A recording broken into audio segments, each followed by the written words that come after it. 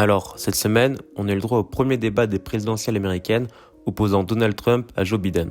Mais qu'est-ce qui s'est donc passé? Eh bien, force est de constater qu'on a plus eu le droit à un rap contenders version Lidl qu'à un véritable débat entre les potentiels futurs présidents de la nation la plus puissante du monde. Je vais essayer de vous résumer le débat du mieux que je peux. Tout d'abord, à ma gauche, le challenger de Scranton, Pennsylvanie. Il représente le Parti démocrate, j'ai nommé Joe Biden. Et à ma droite, l'actuel champion du monde des États-Unis. Il nous vient de New York et a toujours des cheveux irréprochables, j'ai nommé Donald Trump. Ce choc des titans nous a donné le droit à 90 minutes d'un combat effréné entre deux collégiens.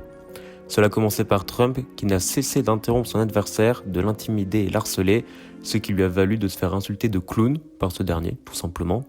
En effet, la stratégie de Trump pour gagner le débat était de tweeter à haute voix, ce qui peut se comprendre, lui qui est si adepte de cette plateforme et préfère communiquer à travers cette dernière plutôt que de faire de véritables déclarations face aux médias, certainement par peur des fameuses fake news.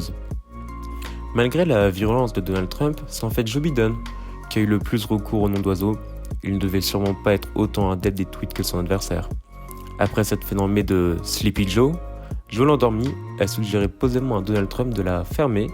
Il a tout de même fini par le traiter de menteur, du pire président de l'histoire des États-Unis, de raciste et aussi de xénophobe.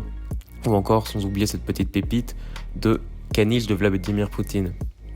Au final, aucun enjeu présidentiel n'a vraiment été abordé lors de ce débat, tels que le Covid, la santé, le racisme ou encore les violences policières qui sont au cœur des débats et des actualités du pays depuis le début d'année, et ce, à seulement 5 semaines des élections.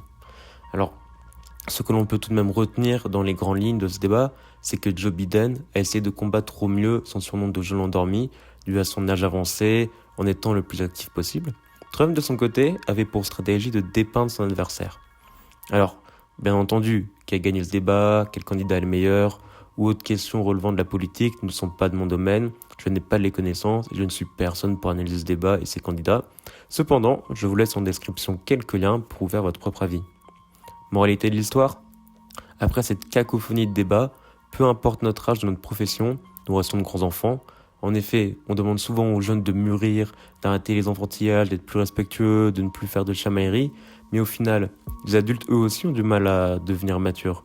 Même s'il s'agit de candidats à la présidentielle, au final, le monde des adultes est comme celui des enfants, c'est une grande cour de récré, et c'est ça qui est beau. Bisous!